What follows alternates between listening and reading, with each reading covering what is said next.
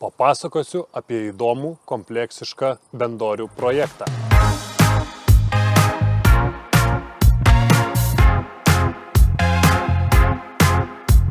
Šiame projekte įrenginėjama 130 metrų tvoros. Kodėl sakau įrenginėjama, dar darbai tęsiasi, bet jau didžioji dalis yra padaryta ir bendrą vaizdą galime pamatyti.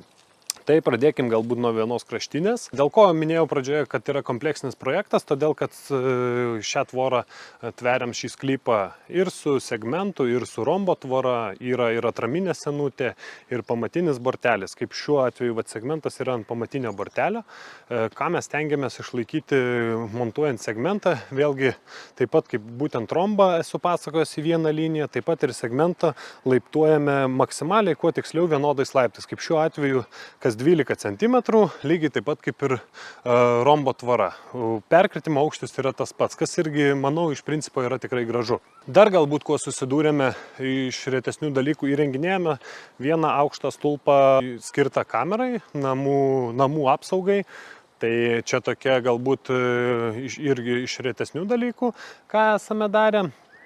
Toliau, ką turėjau omeny, sakydamas kompleksinis, čia galbūt iš toli nematysime, bet galime atkreipti dėmesį, štai čia parodys galbūt kolega, kad vienas kaimynas, kuris pagal idėją turėtų daryti atraminę senutę, bet čia jau ne mūsų klausimas, jis jos atsisakė ir mes įrenginėjame stulpus ant šlaito. Poliai yra gręžti žymiai giliau nei įprastai. Šiaip gręžiame atsiprašau čia žolytę, apie metrą, bet čia yra apie 1,5 metro ir įgilinta dėl to, kad tikrai galim būti pasiektas įšalas, bet kaip statytojas sako, kad greičiausiai įrengs dar kažkokią apsaugą. Tai to mes ir tikimės, kad klientui nekiltų problemų. Gerai, einam atsargiai apie augalus, kad nepridirbtume. Tai va, o prie to viso kompleksiškumo, kas dar prisideda, tai būtent atraminės senutės įrengimas. Atraminę senutę įrenginėja pats kliento kaimynas, mes tiesiog prisidedame, sumontuojame stulpus ir manau gausime puikų bendrą vaizdą. Be abejo, čia trūksta taip pat to bendro monolito, bet manau tikrai viskas bus kokybiškai ir gražu. Šitoj vietoj taip pat planuojama jau nuo rytojaus pradėti atraminę senutę, ant kurios bus segmentas. Kaimynai tarpusavį vienas nuo kito neturi ką slėpti. Tai va. Dabar eikime prie mūsų populiariausios skardinės tvoros, tai žaliuzė.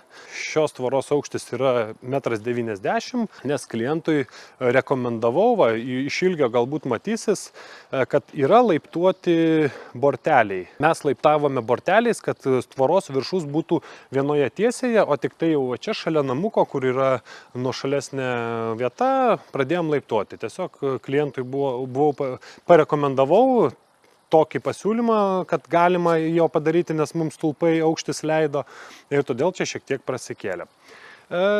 Eikime toliau. Taip pat vėlgi perkritimų mes turim čia 4-5 viso ir viskas taip pat sueina į vieną, sueina galbūt nelietuviškas žodis, bet vienoje tiesėje bendras vaizdas ir bendras tvoralentės visos sueina. Taip pat čia laipto perkritimas yra 12 cm. Pagal tvoralentės. Kodėl 12? Aš galbūt nesu dar to minėjęs. Kodėl 12? Būtent todėl, nes yra tvoralentės bendras dengiamas aukštis būtent 12 cm. Tai va.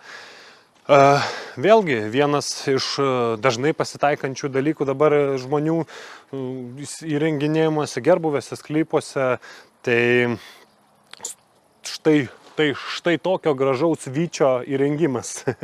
Šiuo atveju klientas mūsų paprašė įrengti pamatą būtent vėliavai. Tai štai vėliava puikiai atlieka savo funkciją. Čia dar matome, kaip ir minėjau, darbai dar vyksta. Neturime vartelių bei vartų. Jie jau pakeliui ir manau, šią savaitę turėtų šitas objektas ir būti visas uždarytas. Taigi, malonu, kad žiūrit. Čia dar buvo vienas mūsų iš įdomesnių projektų. Jeigu jums patinka, ką mes kūrėme, prašom, spauskit laikus, dalinkitės bei komentuokit. Laukiam ir taip pat laukiam ir pas mus. Iki.